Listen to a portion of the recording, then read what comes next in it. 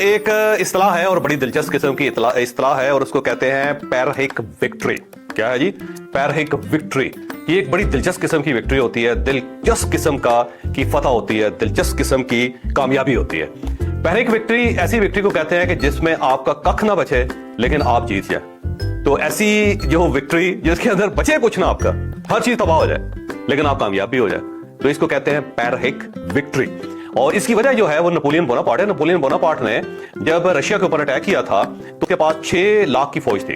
वो 6 लाख फौज लेके वो रशिया के अंदर दाखिल हो गया और रशिया ने कमाल ये किया कि उन्होंने कहा जी हमने आपके साथ लड़ना कोई नहीं है, क्योंकि आपकी फौज बड़ी है, आपके पास असला ज्यादा है, आपके पास लोग ज्यादा है, आप बड़ी पावर है, आप जीते हुए लोग हैं, हम आपके साथ अगर लड़ेंगे तो हम हार जाएंगे।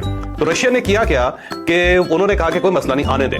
तो वो पीछे हटते चले गए। सबसे पहले सेंट पीटर्सबर्ग में गया जो नेपोलियन बोनापार्ट, उन्होंने पूरे शहर को जलाया और 7 फसलें जो थी सारी खत्म कर दी, उसको भी आग लगा दी। वो इसलिए कि उस जमाने में घोड़े होते थे और घोड़ों को अनाज चाहिए होता था, चारा चाहिए होता था। तो उन्होंने सारी फसलों को आग लगाई, शहर को आग लगाई और पूरा शहर जो है ना पीछे हट गया।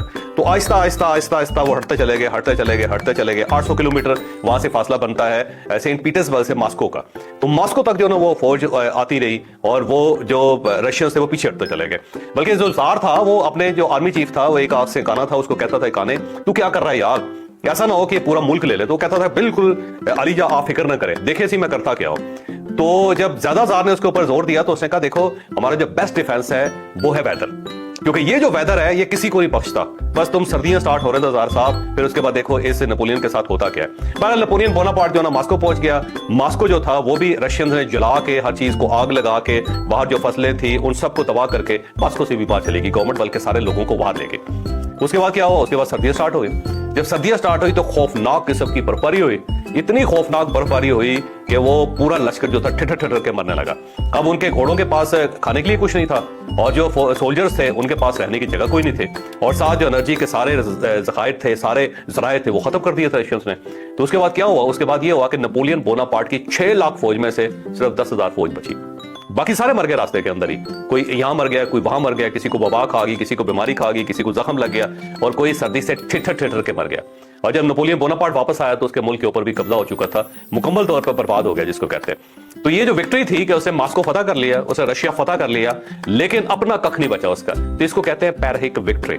जो ईरान और अमेरिका की जो जंग है ना, उसके अंदर मुझे यही विक्ट्री नजर आ रही है कि हो सकता है इसके अंदर ईरान जीत जाए, लेकिन जब ईरान जीतेगा तो ये जो विक्ट्री होगी वो खंडरों के ऊपर होगी, क्योंकि मुकम्मल तौर पे ईरान डैमेज हो चुका होगा। ना उसका कोई इंफ्रास्ट्रक्चर होगा, ना उसके पास गैस होगी, ना उसके पास ऑयल होगा, ना उसके पास लोग होंगे, ना उसके पास आर्मी होगी, ना उसके पास नेवी होगी, ना उसके पास फिजाइया होगी। तो मुकम्मल तौर पे जिसको कहते हैं डिस्ट्रक्शन, उसके बाद इस विक्ट्री का ऐलान किया जाएगा। और सेम इसी तरह अगर फर्ज करें कि इसराइल जीत जाता है तो इसराइल का भी मुकम्मल तौर पे बेड़ा गर्क हो चुका होगा, क्योंकि जो कुछ ईरानी इसराइल के साथ कर रहे हैं वो भी बहुत ज्यादा खौफनाक है। इसमें कोई शक नहीं कि इसराइल के अंदर लोग कम मर रहे हैं। उसकी बुनियादी वजह यह है कि इसराइल डिजाइन इस तरह हुआ है कि वहां पे जो ही सायरन बजता है तो सारे लोग निकल के फौरन अपने तहखानों में चले जाते हैं। वहां पे बड़े बड़े बंकर्स बने हुए हैं, तो कोई शहरी जो है ना बाहर नहीं रहता, इसलिए लोगों की जान बच जाती है। और जख्मी सिर्फ वो होते हैं जो कहीं तहखाने तक पहुंच नहीं पाते या बंकर तक पहुंच नहीं पाते, या वो बुजुर्ग हैं या बूढ़े हैं या बीमार हैं और उनको कोई शख्स उठा के बंकर्स तक नहीं ले जाता। या कुछ लोग हैं जो बहुत ज्यादा कैजुअल होते हैं, वो कहते हैं कोई मसला नहीं, अल्लाह करेगा देखी जाएगी, वो इसके शिकार होते हैं। बाकी सारे के सारे को बंकर्स में चले जाते हैं तो उनकी जान बच जाती है। लेकिन जो सड़कों की हालत है, जो बिल्डिंग्स की हालत है, जो वहां पे इंफ्रास्ट्रक्चर की हालत है, वो इंतहाई दिगरगू है, इंतहाई खौफनाक है। सेम इसी तरह अगर अमेरिका ईरान को फतह भी कर लेता है और मुकम्मल तौर पे फतह कर लेता है, सुपर पावर है, उसके पास पावर है, पैसा है, सब कुछ है, तो वो कर भी लेता है। तो इसके बावजूद भी ये पैरहिक विक्ट्री होगी अमेरिका की भी, क्योंकि जो गल्फ स्टेट्स हैं उनका बेड़ा गर्क हो चुका होगा। वहां पे जो ऑयल वेल हैं, ऑयल फील्ड्स हैं, वो तबाह हो चुके होंगे। जो वहां पे इसके बेसिस है अमेरिका के, उसका कचूमर निकल चुका होगा।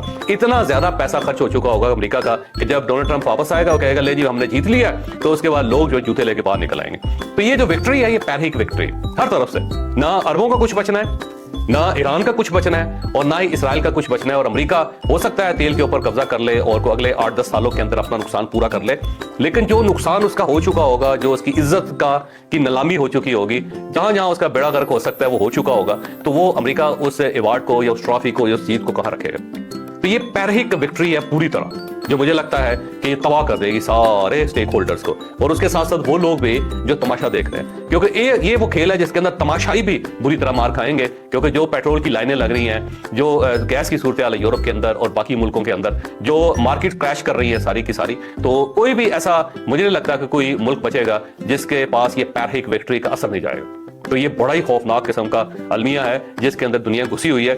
इसका बस हल एक ही है कि किसी तरीके से सारे जो हॉर्सेज है होल्ड किए जाएं और ये सारे मुल्क वापस जाए, पीछे हटे, वरना ये जो विक्ट्री है या वरना ये जो जंग है ये पूरी दुनिया का कबाड़ा कर देगी।